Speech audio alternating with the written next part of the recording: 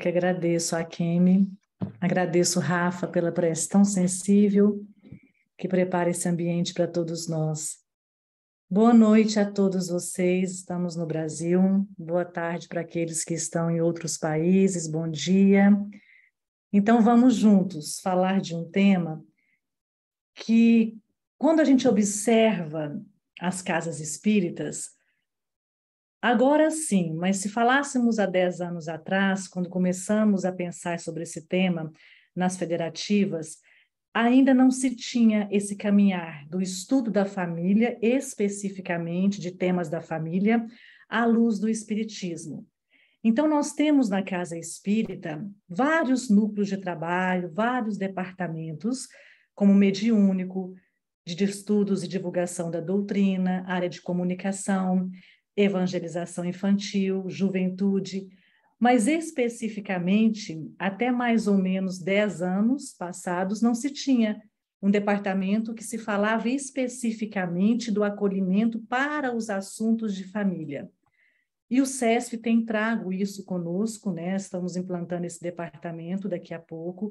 A Federação Espírita também está caminhando sobre esse alicerce há pouco mais de 4, 5 anos. Mas eu estou fazendo esse breve histórico para dizer para cada um de nós que, apesar de sermos espíritas, fazermos parte de cada trabalho na Casa Espírita, o trabalho com família é muito importante. Por quê? Porque é dentro da família que nós temos os maiores desafios em nossos propósitos encarnatórios. Temos desafios no trabalho material, temos desafios no trabalho do bem, mas é dentro de casa, no núcleo familiar, que estão os nossos maiores afetos e aqueles também que nem sempre nos são afetos. Então, nós vamos começar o nosso momento de reflexão pensando sobre isso. Como espíritas, o que eu tenho feito dentro do meu lar? Que conduta eu tenho tido com aqueles que me cercam nessa escola de almas? Se eu me declaro cristão? Se eu sou um trabalhador da seara?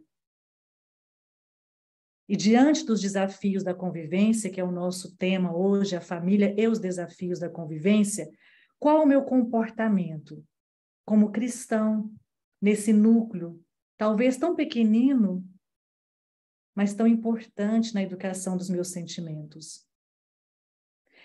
E aí eu trouxe para a gente começar a refletir a passagem de Mateus, no capítulo 22, versículo 34 a 40, que é sobre o amor. Vocês se lembram daquela conversa de Jesus, quando ele foi questionado: Mestre, qual o mandamento maior da lei? Jesus respondeu: Amarás o Senhor teu Deus de todo o teu coração, de toda a tua alma e de todo o teu espírito. Este é o maior e o primeiro mandamento. E aqui tendes o segundo, semelhante a esse: amarás o teu próximo como a ti mesmo. Toda a lei e os profetas se acham contidos nesses dois mandamentos. Por que que eu trouxe essa passagem? Por que que eu fiz um breve histórico desse caminhar das casas espíritas no entendimento de que é importante pensar e falar sobre família, e eu trouxe essa fala agora de Jesus? Porque nós estamos aqui para aplicar essa lei maior, a lei de amor. E o primeiro exercício, dever de casa, que vai nos convidar a aplicar isso, é dentro do lar. É no ambiente chamado família. Eu costumo falar, quando trabalhamos com família, que Deus é tão misericordioso que Ele coloca pertinho de nós aqueles seres que nos testam nesta capacidade de amar. Aqueles seres que irão nos desafiar e nos ensinar a aplicar essa lei de amor do Cristo. E se nós formos falar de várias obras que tratam especificamente de temas da família, todas irão se centralizar na lei de amor. Porque é esse amor que o Cristo veio ensinar, que nós agora nos lembramos, que nos mostra que aquele mais próximo de mim, que eu preciso exercitar esse amor, é a minha família. Como é que eu vou exercitar esse amor? Pergunta para nós, para o nosso espírito. Como é que eu vou exercitar esse amor com o próximo lá fora, se eu não consigo fazer dentro das paredes do meu lar? Difícil. André Luiz mesmo nos coloca. Primeiro precisamos aprender a fraternidade e a solidariedade, filhas do amor, entre os pequeninos dentro de casa. Pequeninos em quantidade, entre 1, 2, 3, 4, 8 seres que convivem conosco, para depois aprendermos a estender a humanidade. É do menor para o maior.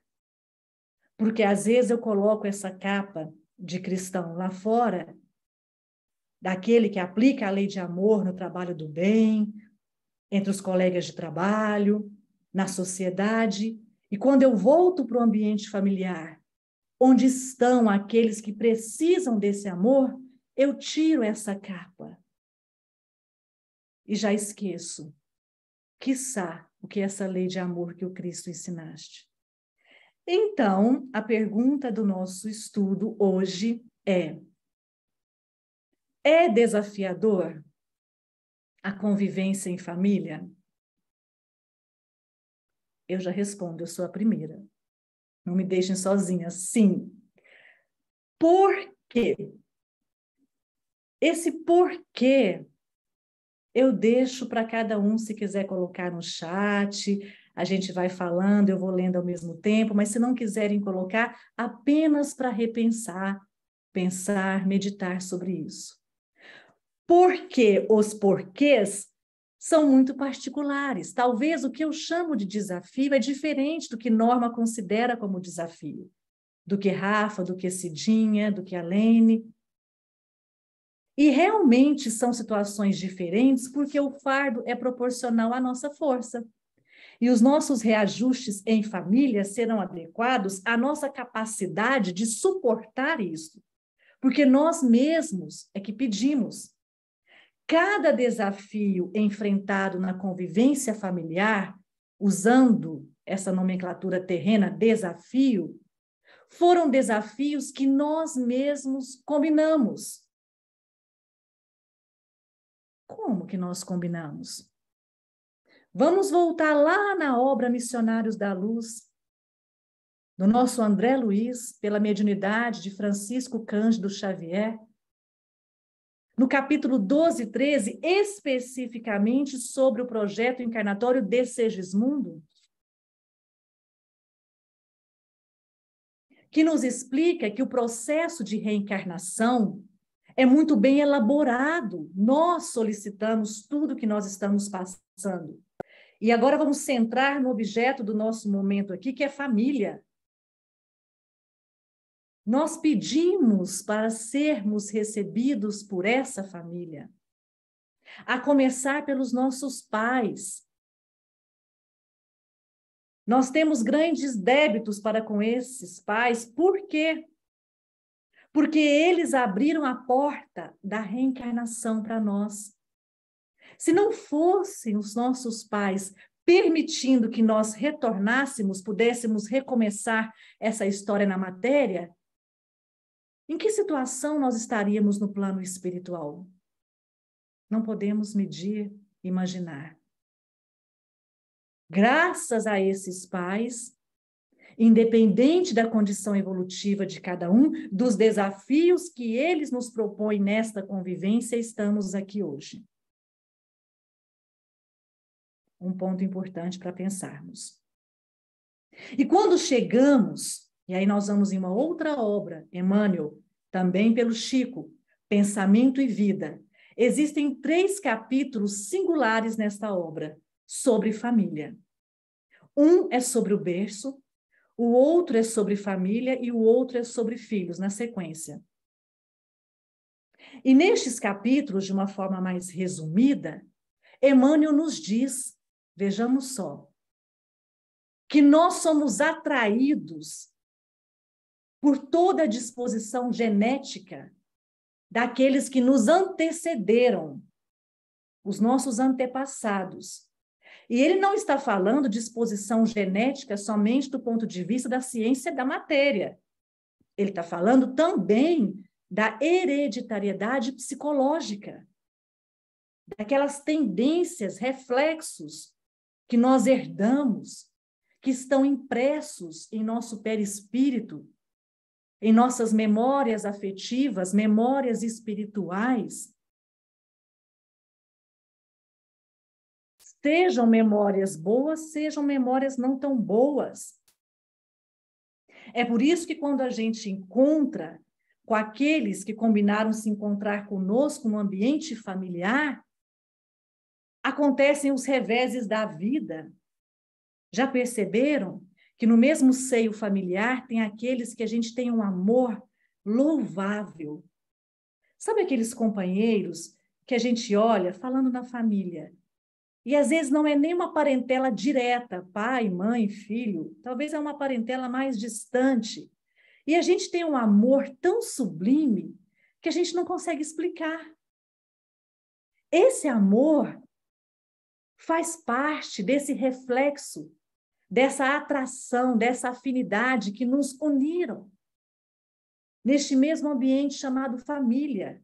Mas neste caso foi uma afinidade do ponto de vista positivo, uma atração pela afinidade espiritual, de valores, de histórias vividas em outras jornadas evolutivas juntos. E nós já aprendemos a amar este grupo. Mas, por outro lado, tem aqueles companheiros também que nos causam aquela sensação difícil, como se tivéssemos algemados a eles por fluidos pesados. Sabe aquelas algemas invisíveis? Todo mundo já viu uma algema. Aqueles grilhões que nos prendem uns aos outros de forma invisível. Quando a gente se encontra com esses companheiros, ou eles convivem diretamente no mesmo ambiente doméstico, o recinto mais próximo, o nosso lar, por mais que a gente tente amá-los, aprender a exercer essa lei de amor, é muito desafiador essa convivência. Porque nós sentimos um fluido difícil, muitas vezes são aqueles seres que nós justificamos, que nos tiram do sério o tempo todo, que é do café da manhã ao jantar, ao anoitecer, a gente cruza assim, ó, um com o outro nas paredes do lar e, eu costumo falar, dá choque. Qualquer palavra, qualquer sentimento, qualquer opinião causa um desconforto, independente dos títulos que nós possamos assumir. Se sejamos pais, mães, irmãos, enteados, não tem problema. Independente dos títulos, nós nos sentimos algemados. Por que isso acontece? Porque essas algemas também são as atrações que nós tivemos com eles de outras jornadas, que trazem para esta jornada memórias plasmadas em nós não positivas, clichês, como diz Emmanuel, situações desconfortáveis que nós não conseguimos traduzir em palavras terrenas, porque nós não nos lembramos, e graças a Deus nós não nos lembramos, pelo véu do esquecimento. Mas se nós estamos juntos, daqueles que a gente ama de forma louvável, ou daqueles que a gente ainda sente as algemas de um passado não muito distante, nós estamos todos juntos para fazer o quê? Para reajustar. E reajustar significa superar esses desafios que eles nos colocam. E aí agora, neste ponto, eu faço um outro questionamento. Que desafios da convivência nós teríamos hoje? Porque nós somos muito intelectuais, a gente precisa raciocinar, fé raciocinada. Então, se nós fôssemos citar alguns desafios, poderíamos colocar em duas categorias. Categorias de agentes externos, aquilo do mundo. Os desafios do mundo que refletem nas paredes do lar. Que desafios seriam esses? situações financeiras, complicativas ou não dentro de casa, que refletem nos desafios da convivência familiar. Uma mudança de país por projetos que a gente precisa cumprir e nos afasta temporariamente ou por um tempo maior daqueles que tanto amamos ou daqueles que nos são tão difíceis e a gente ainda sente falta desse reajuste. As questões que acontecem na própria transformação do mundo, como nós vivemos recentemente, e ainda existem resquícios disso, de uma pandemia que veio e mudou todo o processo com que nós estávamos fazendo esse relacionar com família. Antes nós ficávamos fora de casa por muitos e muitos anos, e agora nós voltamos para dentro de casa para conviver com aquele marido, com aquela esposa, com aquela criança que ficava mais tempo na escola do que comigo, como mãe, como pai. Me ausentando temporariamente da convivência daqueles que eu tinha muita afinidade e ficando dentro de casa praticamente 24 horas, exercendo trabalho material, cuidando dos desafios domésticos, cuidando da família, em meio a uma pandemia, e tendo que cuidar da segurança daqueles que estão junto de mim no mesmo lar. E aí depois a pandemia começa a fazer com que a gente volte para o mundo material. E novamente a nossa mente se confunde porque o nosso coração se inquieta num novo desafio. E agora? A minha criança volta para a escola, o meu trabalho volta a ser um trabalho, meio período eu estou lá, meio período eu estou em casa, ou 3 vezes na semana, home office, depois eu volto para trabalho material. Como é que vai ser essa história? Desafios. O problema na saúde que de repente bate à porta do meu lar.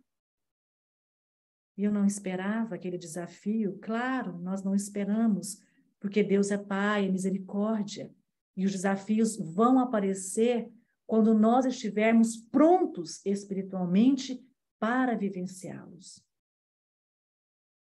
E os agentes internos, se poderemos classificar assim? São aqueles que nós falamos no início, as convivências difíceis do ponto de vista desta herança psíquica, daqueles que convivem comigo. Eu tenho uma dificuldade emocional com o meu pai, com a minha mãe, de repente eu me vejo me relacionando com o meu filho pequeno, um exemplo. Do mesmo jeito que o meu pai ou a minha mãe se relacionava comigo no processo de educação moral. E quando eu era criança, isso me assustava. E agora eu estou reproduzindo aquele comportamento que antes, psicologicamente dizendo, eu refugava. Agora eu tenho os meus filhos e eu reproduzo até mesmo inconsciente. Quando eu me vejo e observo meu comportamento como terceira pessoa, eu falo, o que está acontecendo? Se for um comportamento adequado, ótimo. Mas se foi um comportamento que me causou talvez alguns problemas, como é que eu vou resolver essa história? Eu vou continuar reproduzindo os mesmos comportamentos? E as perturbações em espírito? Muitas vezes, quando elas se achegam no lar, os pais dos jovens vivenciam isso muito. O meu adolescente, o meu jovem, naquela fase que nós conhecemos, onde ele está mais, entre aspas, disponível às influenciações dos antigos companheiros, das estradas tortuosas do passado, aquele período do crescimento, da puberdade, da rebeldia, da juventude, e eu observo aquela situação e eu não consigo lidar com ela. Sendo espírita, não sendo espírita, conhecendo a lei de causa e efeito ou não conhecendo, é desafio na convivência. E outros tantos desafios que poderíamos citar, mas não é o momento agora. E eu trouxe alguns exemplos simplesmente para que nós possamos voltar agora o olhar para dentro de nós, como espíritos imortais.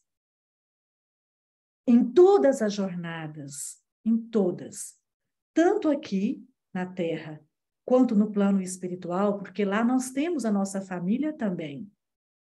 Aqueles que se foram antes de nós e aqueles que nem reencarnaram ainda, que estão talvez em outros trabalhos, outros projetos, se assim eles estiverem moralmente no plano invisível. A nossa conduta, do ponto de vista de vivenciar os desafios, precisa ser a conduta da aplicação da lei de amor. Mas não esse amor que barganha com o outro que convive comigo. Não esse amor que está ali pronto para poder fazer as trocas. Você me obedece e eu te ofereço isso. Para satisfazer os nossos caprichos pessoais, o nosso orgulho. É o amor que entende cada componente dessa família como um componente que vai nos trazer desafio em todas as jornadas. Porque são esses desafios que foram solicitados por nós. E são estes desafios, nem mais e nem menos, que são adequados àquele reajuste que nós precisamos agora, nesta presente encarnação, se estamos na matéria. E se estamos em espírito, se estamos agora, como muitos companheiros nos escutam, no plano espiritual, lá também nós temos desafios em família. 2 exemplos da primeira obra da coleção A Vida no Mundo Espiritual.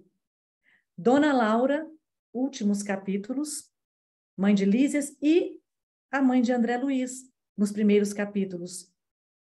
Quando André Luiz encontra a sua mãezinha, os dois vivenciaram um desafio breve que não foi muito detalhado na obra, mas trazendo para o nosso entendimento doutrinário, a gente pode imaginar a sensação de André. Depois de um certo tempo, André reencontra sua mãe. Nos coloquemos no lugar dele. Como estaria o nosso coração encontrando a nossa mãezinha? Com uma alegria indescritível. E a obra não fala quanto tempo os dois passaram por ali, nas conversas, nos reencontros. Mas quando a mãe de André Luiz conta que voltará para um novo projeto encarnatório, recebendo nos braços, como filhas, as amantes do marido, e novamente o marido como seu companheiro afetivo, André Luiz se tranquilizou. Nossa, mãe, que ótimo! Vai dar tudo certo. Vocês lembram como ele ficou inquieto na fala dele? Mas por quê? Primeira coisa que ele perguntou. E ele ainda deduz, né? A senhora já está em outro patamar, estou usando as minhas palavras, né? Do ponto de vista de transformação moral, e terá que voltar? E ela faz aquela belíssima explicação espiritual. Porque o retorno seria necessário. Ali foi um desafio. Breve, mas fora.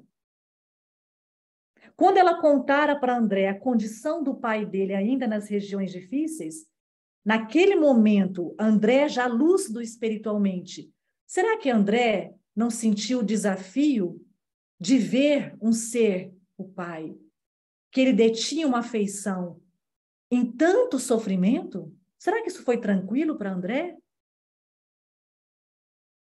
A doutrina espírita nos faz pensar sobre as obras. Com certeza não foi tranquilo. Até mesmo na obra Libertação, nós temos uma fala da mãe de Gregório sobre isso.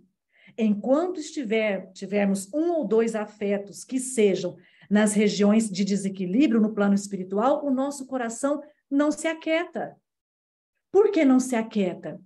Porque a nossa consciência vai exigir a lei de amor aqui no coração.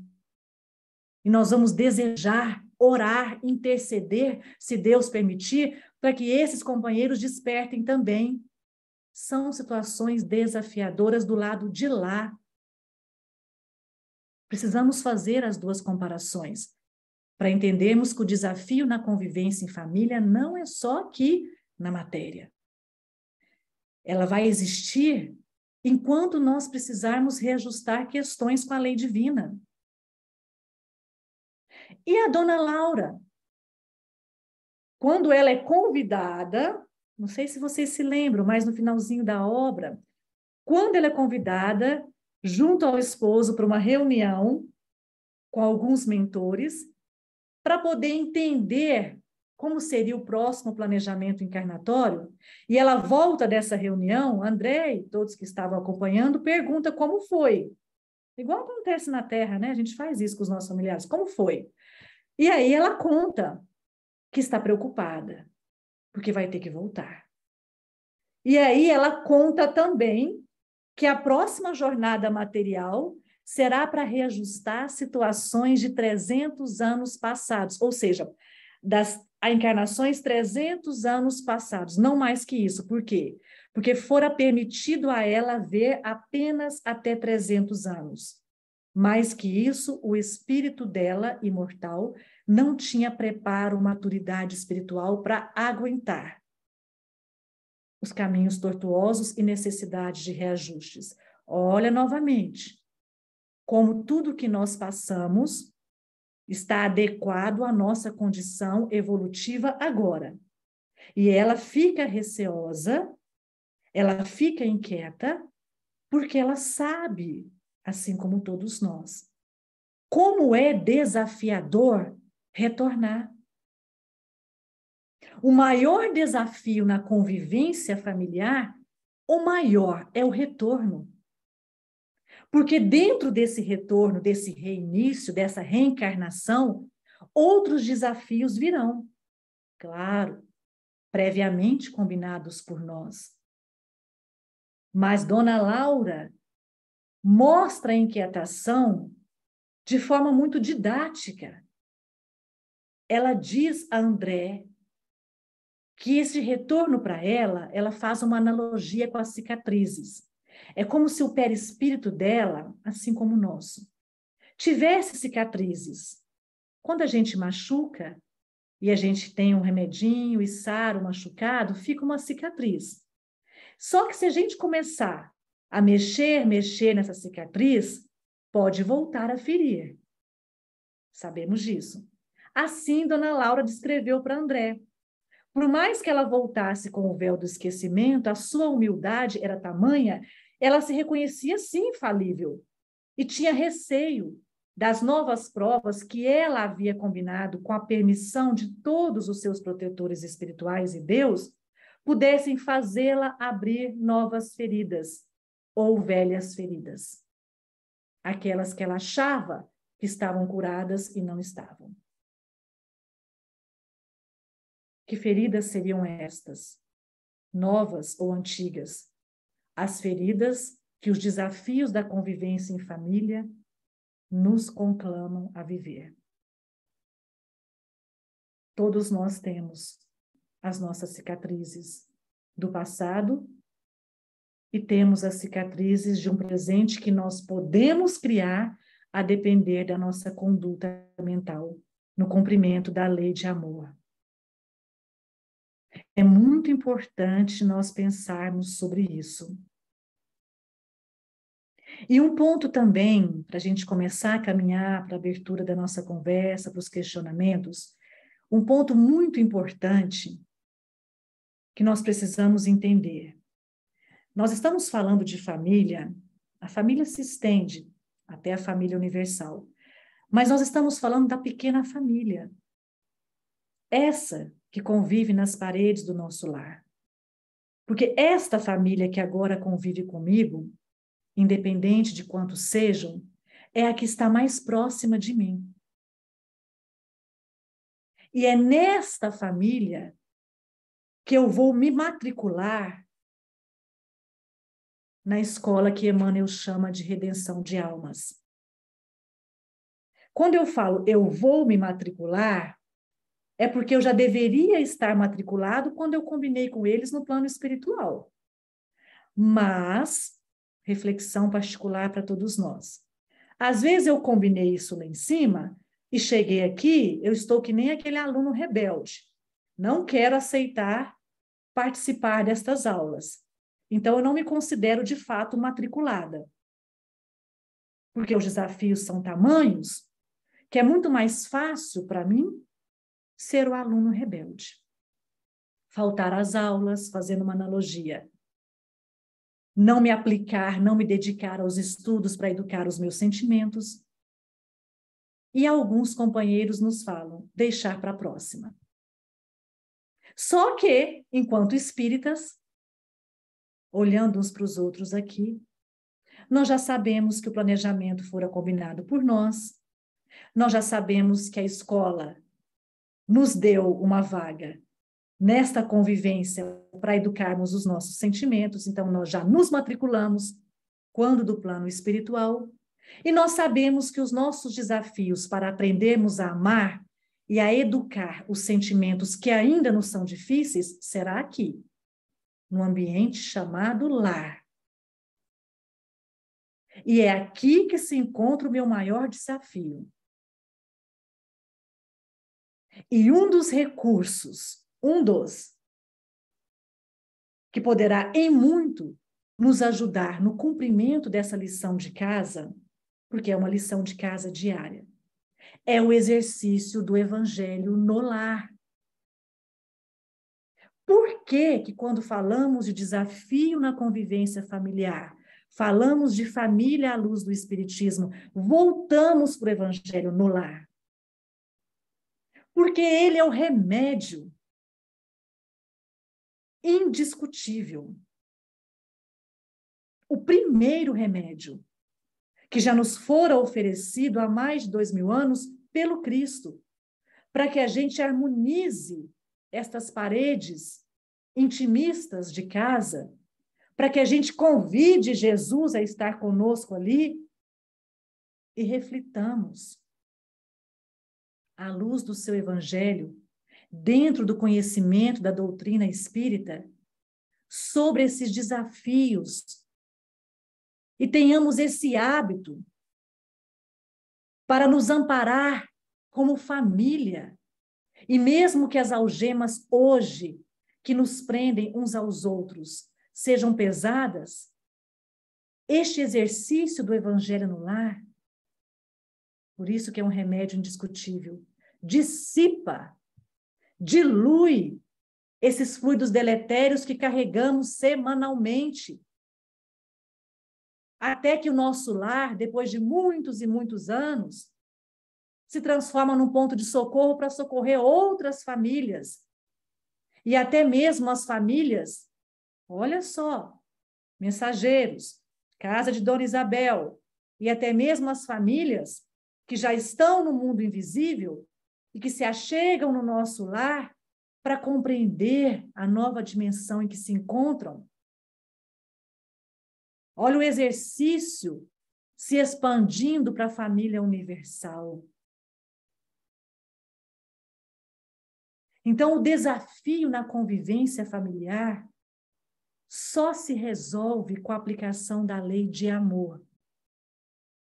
Só se funciona quando passamos não apenas a falar em Jesus. Eu costumo dizer assim, precisamos falar Jesus, respirar Jesus, agir como ele ensinou.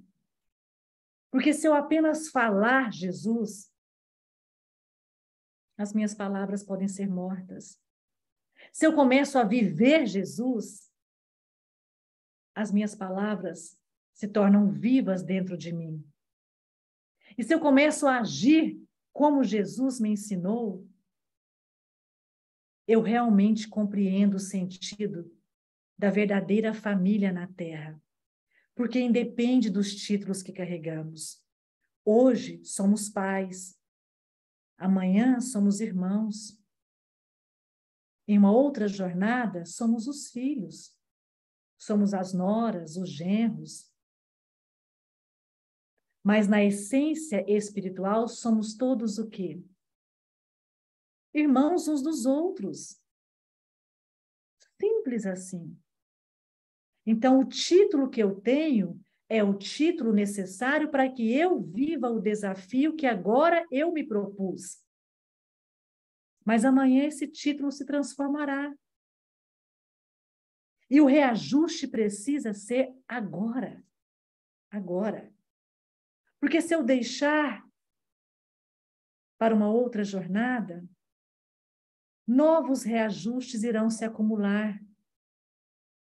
E como é que eu estarei diante do cumprimento, da conformidade com a lei divina? Melhor ou pior do que eu estou hoje? Então, façamos agora. Norma, com você, minha querida. Que Jesus nos abençoe. Vamos para a nossa conversa. Obrigada, Carol, pelas reflexões. Vamos começar aqui pelo chat. A Maria Helena fez a seguinte pergunta: você acha que podemos ter afinidade amorosa na família por pessoas que não são geneticamente relacionadas? Como conexão com cunhada ou tia casada com o tio da mãe? Aí ela vai complementar. Quero dizer, pode ser parte da nossa programação essas pessoas que não relacionam geneticamente na família? Que lindo, Maria! Sabe como eu chamo esse tipo de afinidade? Compromissos com a alma da pessoa. Mas compromissos com a lei de amor que já sabemos aplicar. E aí, esses companheiros vêm em nossa família, talvez não como parentes, como eu disse no início, de primeiro grau, segundo grau, bem próximos, né? Eles vêm numa outra linha da família parental.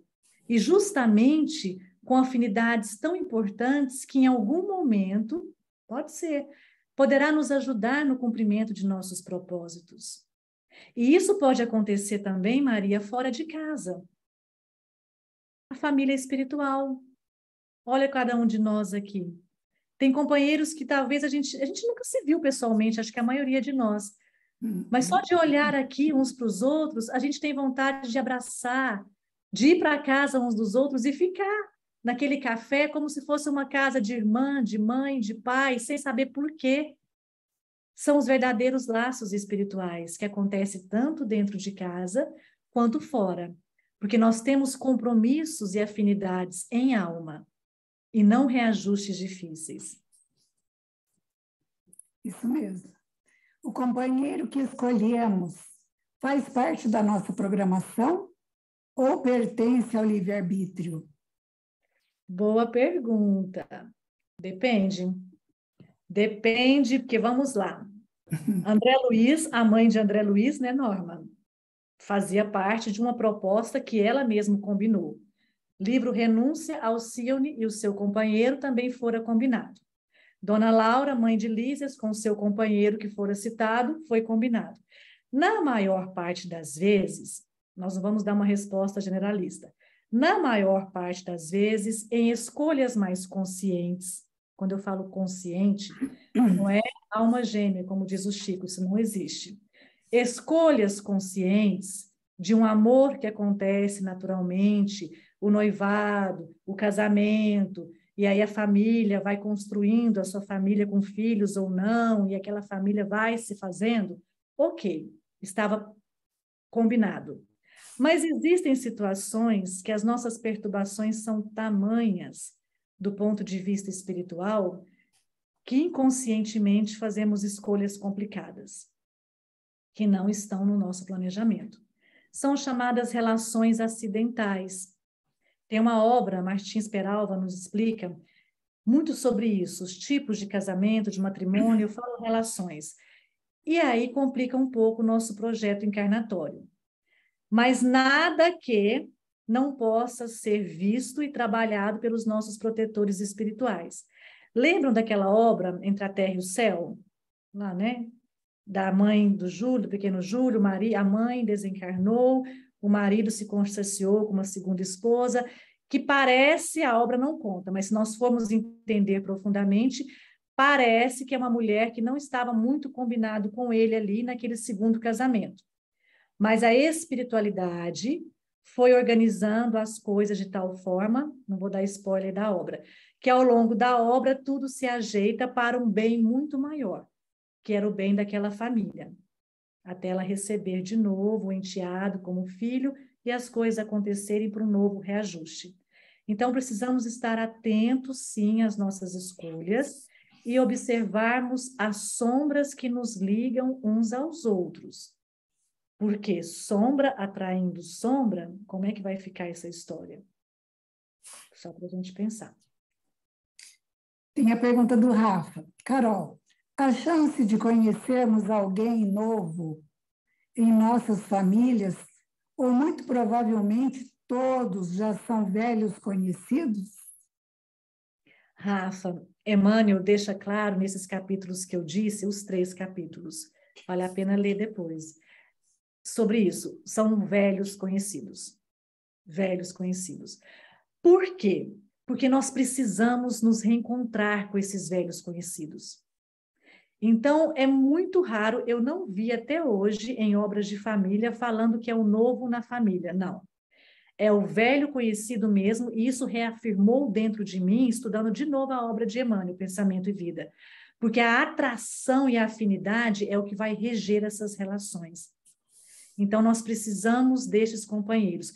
Talvez, aí eu vou voltar lá em Leon Denis, no capítulo 13, da obra O Problema do Ser, o Destino da Dor. Talvez aquele ser que está se chegando agora esteja distante do grupo familiar por muitos e muitos anos. Por que ele ficou distante? Porque ele tinha outros compromissos, ou no plano espiritual, ou até mesmo na jornada material, com outra parte da nossa própria família. E aí ele se achega na nossa, e a gente tem uma sensação, eu já conversei com alguns companheiros que têm, que é o novo, mas não é o novo. É o filho, talvez, pródigo, retornando. Carol, o Reformador de Setembro chegou hoje. Enquanto eu estava aguardando, eu abri até, por acaso, né? E peguei uma fala de Joana de Ângeles, umas reflexões que ela fez. E ela fala assim: anelaste por um lar saudável para renascer, onde fossem possíveis a compreensão e a fraternidade. E conseguiste um ninho doméstico no qual os deveres e os sentimentos emocionais poderiam exteriorizar-se com naturalidade. Então, vejam, né, que realmente é essa escolha, né? E olha o que ela falou, Norma, com naturalidade. Justamente. É o nosso caminhar, porque muitas vezes ainda não é natural. A gente tenta, mas ainda não é. É muito Então, importante. realmente, ela sela nessa parte aí, né? Desse compromisso, né? Que fizemos quando fomos para renascer. Aí nós temos uma pergunta que veio. A família seria, então, a primeira escola e o grande teste para combater o orgulho e o egoísmo? Excelente. Como Emmanuel fala que a família, né, é um momento para que nós possamos educar os nossos sentimentos e o lar é a primeira escola de almas, então, sim, é dentro de casa que a gente começa a aprender a fazer esses reajustes. E como que a gente faz isso? Vivendo o Cristo dentro do lar, sendo exemplo de uma boa conduta moral, compreendendo de fato, como Paulo, né, a lição inesquecível, como é que eu vou ser uma carta viva de Jesus? É dentro de casa. Não significa, só um parêntese, que não possamos fazer isso fora. Comecemos onde os nossos braços estão mais juntinhos, mais próximos, para que a gente ensaie essa lei de amor lá fora depois. Aí tem uma outra pergunta aqui. Educar-se para melhor educar, esse será então o nosso grande desafio para conviver em harmonia com os demais? Perfeito, Norma. Eu me lembrei, o capítulo de filhos, do Emmanuel, desse Pensamento e Vida, para quem tem filhos aí, né? Fala muito sobre isso. Quem tem filhos, que eu falo, na idade de ainda da educação moral. Porque Emmanuel fala, paizinhos e mãezinhas que estão aqui. Depois de 3 décadas, tá? Os filhinhos seguem com seus próprios livres arbítrios. Então, é muito importante que a gente observe a nossa conduta, se eduque para educar o outro. Se nós temos companheiros sob a nossa guarda, a nossa tutela, é imprescindível o exemplo. Imprescindível, porque as crianças são como chapas fotográficas, aquelas antigas. Elas vão captar tudo, tudo. E se nós já estamos na convivência com seres adultos em casa, etc., né? Também, nós mudamos a nossa moralidade e o outro muda a dele se ele assim o quiser. Mas o exemplo, não sei se nos Estados Unidos tem essa fala, né? A palavra convence, o exemplo arrasta. O exemplo arrasta. Se não for aqui, será em algum outro momento que aquele companheiro ou aquela companheira necessitar. Então, isso é muito importante, Norma, essa colocação. Podemos dizer que os nossos maiores inimigos não estão fora. São as nossas imperfeições que dificultam o relacionamento com os outros? Sim, porque volta um pouco nas questões anteriores. As duas maiores chagas que nós temos são egoísmo e orgulho. E junto dessas chagas, as outras imperfeições nascem. Então, são as nossas sombras que são os nossos próprios inimigos. E são elas, vejamos só, são elas que irão direcionar quem irá compor o nosso grupo familiar nas próximas jornadas. Os velhos, Rafas, não os novos, os velhos que ainda se associam às mesmas sombras, os velhos companheiros de sombras. Olha o tanto que é importante domarmos as nossas más inclinações, porque ela vai refletir por várias e várias jornadas. Carol, essa pergunta acho que todo mundo está pensando. Como conviver com pessoas difíceis na família? Como conviver, Norma? Vamos voltar lá no início da nossa conversa. Sem amor, não existe reequilíbrio, não existe reajuste. Isso está na obra Rumo Certo, Emmanuel fala. A lei de amor é a fonte para o reequilíbrio e o reajuste. E outro ponto, amar aqueles que são fáceis, eu sempre digo isso, é fácil. É fácil. Nós não conversamos aqui que tem almas tão amigas que a gente já ama naturalmente? Agora, o desafio é amar aquele que depende da gente por uma questão de saúde, aquele que depende da gente no reequilíbrio emocional, aquele que depende da gente porque ele apresenta sombras tão parecidas com a nossa, que nós estamos tentando ali domar, e aí quando ele vai conviver conosco, ele tira esse véu, é como se ele mostrasse toda hora a nossa sombra. E se nós ficarmos sentados na cadeira do orgulho e do egoísmo, eu já escutei isso muito, Norma, e me entristece escutar isso de cristãos e espíritas. Eu sou assim, vou continuar assim. Meus irmãos e minhas irmãs, as lágrimas poderão ser mais dolorosas. Se nós temos 5 minutinhos de evangelho, somos nós, nessa convivência difícil, que temos que ter a humildade de melhorar essa convivência. Somos nós, não é o outro, que talvez caminhe numa treva da ignorância espiritual, que talvez esteja mais frágil do que eu, mais necessitado do que eu.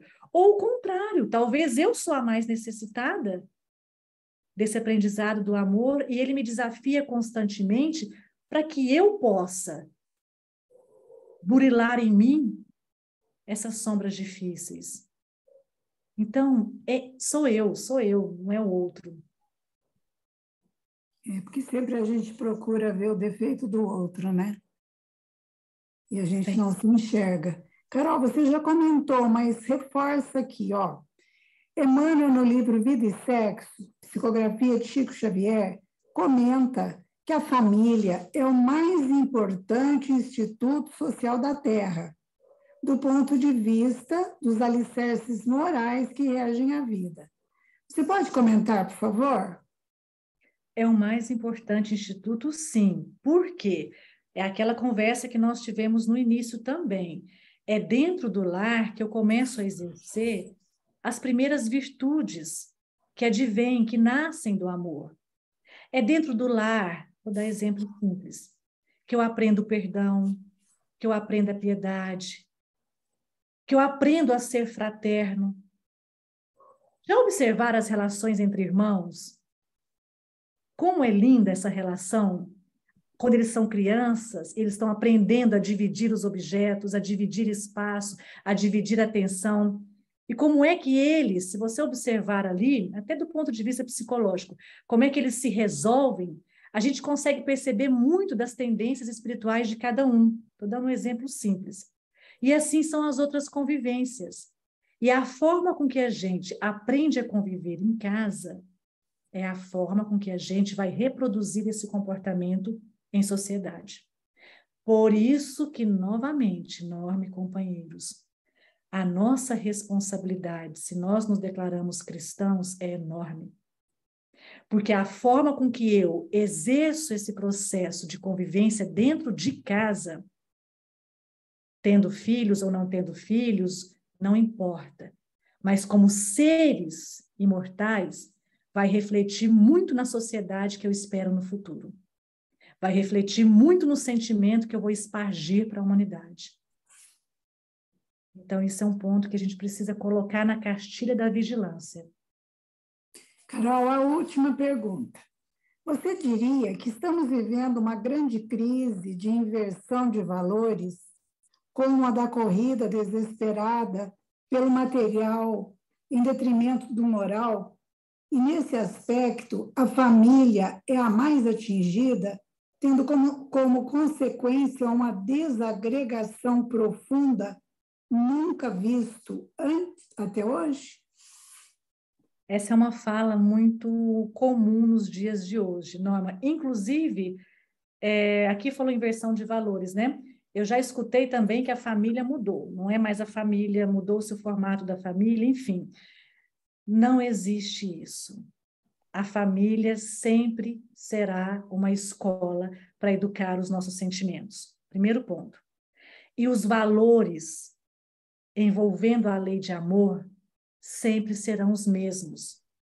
Então, a inversão de valores envolvendo aspectos da materialidade são escolhas nossas, não ensinamentos celestiais, não propostas que fizemos quando estávamos do lado de lá, elaborando o nosso planejamento encarnatório. A questão é, vigilância para nós. Nós chegamos aqui, principalmente nos dias de hoje, é muito desafiador entender a família como escola de redenção de almas. Por quê? Porque a gente tem um mundo material muito à nossa frente, vários estímulos que muitas vezes tentam perturbar os valores reais da lei de amor, e a gente se apega ao que é fácil, que são as seduções da porta larga. Mas são escolhas nossas. Então, não é que os valores estão mudando, nós é que estamos permitindo que eles mudem pelo nosso próprio livre-arbítrio. E como reverter isso? A lei de amor, o valor com Cristo. O valor seguindo com Cristo, usando a palavra que Norma colocou na pergunta, o valor é o mesmo e será sempre o mesmo sempre. Sempre, sempre, sempre. Então, não existe inversão de valores, se assim não quisermos. Carol, chegou mais uma aqui, dá tempo? Tá? Pode dizer, Norma, claro. É correto dizer que há muitos pais, inclusive, que abandonam seus filhos, os quais se tornam órfãos de pais vivos. E nesta perda total dos vínculos familiares, os mais prejudicados são as crianças, que crescem sem nenhuma referência de família? Lembram da lição dos órfãos do Evangelho, segundo o Espiritismo? Os órfãos é o item. Então, nós sabemos, de novo, que nem todos estão na mesma condição evolutiva que talvez nós desejaríamos que estivessem. E nós não podemos julgar. Porque se nós não tivéssemos, eu vou lembrar de uma fala de Emmanuel do Pão Nosso, se nós não tivéssemos o conhecimento doutrinário que temos hoje, será que nós não cairíamos em abismos piores do que esses companheiros que abandonam seus próprios filhos? que desequilibram o lar, que entram pelos vícios morais e materiais profundos. Então, nós precisamos ser muito caridosos ao pensarmos sobre isso, porque naquele momento, nós não sabemos os motivos pelos quais aquela mãe ou aquele pai abandonou aquela criança. Mas nós conhecemos a lei de causa e efeito. E a própria psicologia, é tão interessante isso, a ciência na Terra, existem abordagens que explicam. Até mesmo quando não há o abandono, a orfandade dentro do lar, existe aquele bebezinho que, ao ser abraçado pela mãe, ele refuga a mãe. Existe a mãe que inconscientemente refuga aquele filho. E nós sabemos que isso se refere a quê? A uma relação difícil do passado, que talvez pela falta do conhecimento agora espiritual, por aquilo que Norma falou, pela falta do eliminar o nosso egoísmo, o nosso orgulho, nós abandonamos. E não precisa só abandonar a luz da noite, não. Podemos abandonar dentro de casa. Quantos órfãos de mães presentes ali, ó, dentro do lar existem? Quantas pessoas na terceira idade ficam órfãos do próprio pai, da mãe, dos filhos? E aí a gente se pergunta aqui, o que fazer? É confiança em Deus. Porque esses pequeninos, leiam a lição dos órfãos. Esses pequeninos precisam ser cuidados por outros corações. E talvez esses outros corações tenham um compromisso espiritual real com esses pequeninos. E aquele que o abandonou foi apenas um instrumento para trazê-lo à reencarnação. Isto é muito importante, porque até mesmo ao pensarmos nos órfãos, nós queremos os pequeninos, aqueles que se afinizam conosco, até mesmo na aparência física, e esquecemos daqueles que estão lá nos orfanatos, já crescidinhos, sem saber para onde vão, o que farão deles. Olha como é que nós somos também. Carol, chegou uma pergunta aí da Vanessa. E o que fazer quando mãe e irmã possuem problemas na convivência entre elas? Devemos intervir? Como proceder? Vanessa, eu costumo dizer, domingo eu estava falando isso no café aqui em casa. Nós temos dois tipos de intervenções. A gente, às vezes, quer interferir e a gente entra naquele fluido pesado, naquele redemoinho de complicações e acabamos fazendo mal.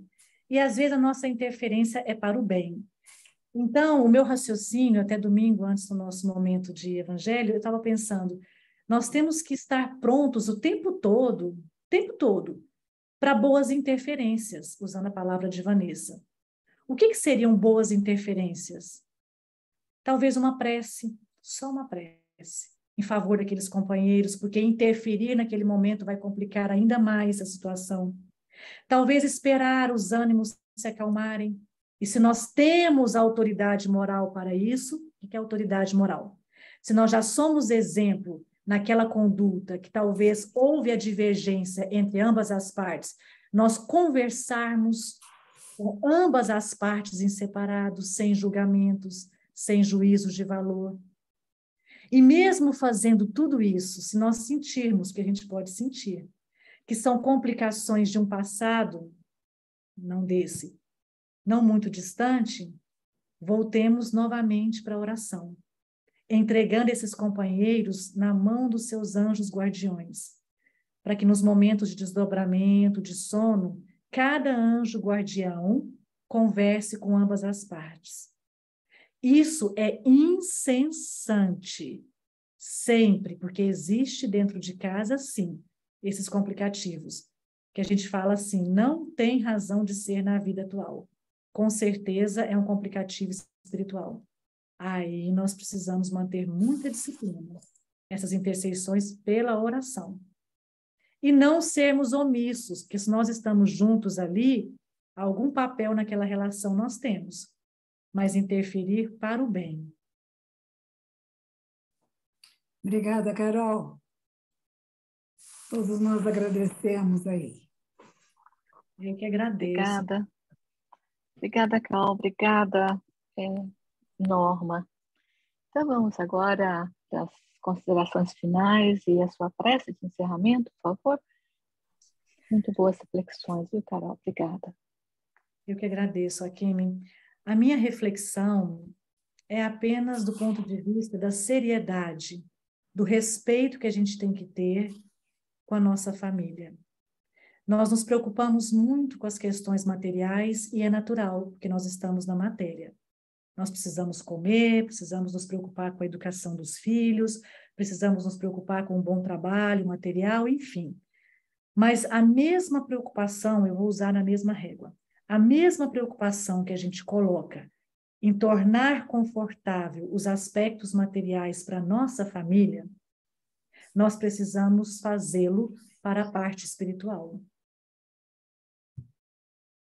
E não podemos sentar nas cadeiras com as chagas que nós já temos. Eu sou assim, o fulano é assim e pronto. Todos nós aqui, todos, espíritas ou não espíritas, mas cristãos, que dizem conhecer o Cristo, já precisam olhar essa família com amor espiritual. Reajustar o que a gente combinou. Porque o contrato encarnatório fora feito por nós e por eles, todos juntos. E confiança em Deus. Confiança na providência. Porque para as algemas por demais pesadas, para aquelas convivências e situações que a gente não esperava, claro, a gente tem o véu do esquecimento, entreguemos a Deus. Façamos a nossa parte e tenhamos a humildade de pedir a Ele, aos nossos protetores, aos guardiões daquela família, que nos inspire, que nos ajude, para a gente não desertar. Não abandonar esse jardim que ainda tem muitas ervas daninhas e precisam ser arrancadas. Sigamos com Jesus sempre. E na dúvida dos valores, como Norma colocou, os valores não estão deturpados, porque a escolha é nossa, de seguir com os valores do Cristo ou não. Então vamos juntos fazer a nossa oração, aproveitar esse momento que falamos tanto em Jesus, que pensamos nas nossas famílias, que estivemos acompanhados de companheiros que estão conosco do invisível, tentando aprender, tentando se equilibrar. Vamos juntos pedir a esse Jesus, ao Rabi da Galileia, que irradie para todos nós esse amor, que possamos sentir a sua presença amorosa, agradecendo a manjedoura que nos recebestes, agradecendo os pais que tivemos, agradecer as convivências no ambiente doméstico, agradecer esta oportunidade da reencarnação, porque somente esse recomeço nos auxiliará a ficarmos em conformidade com a lei divina.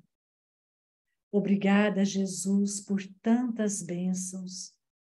Obrigada aos nossos protetores espirituais que velam por nós, pela nossa família. Obrigada a todos os benfeitores das casas espíritas, onde assumimos trabalhos que tanto nos ajudam a melhorar a nossa própria intimidade.